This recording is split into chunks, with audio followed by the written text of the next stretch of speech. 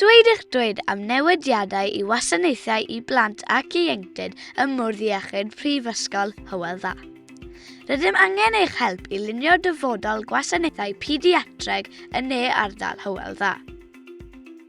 Ar ôl cyfres o newidiadau dros dro i wasanaethau yn ysbyty Llwnhelig ers 2016, mae nawr angen i ni glywed eich barn ar beth ddylai'r ateb tymor hwy fod ar gyfer gwasanaethau plant ac ieuenctid.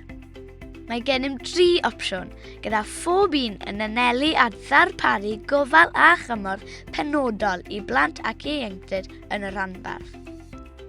Rydym nawr angen eich barn ar ba un o 3 opsiwn sydd orau i chi a'ch teulu.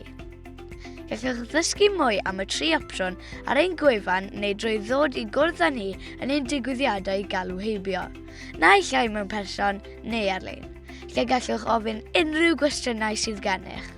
Unwaith y byddwch wedi dysgu mwy am y 3 opsiwn, a fyddech chi cystal â threulio amser i lenwi holiadur a rhannu eich barn am ddyfodol gwasanaethau pediatreg yn ysbytau Llwnhelig a Glangwili. Mae eich barn yn bwysig a bydd yn helpu i lunio gwell gwasanaeth i blant a phobl ifanc yn ne ardal Hywel Dda. Diolch am rannu eich barn gyda ni.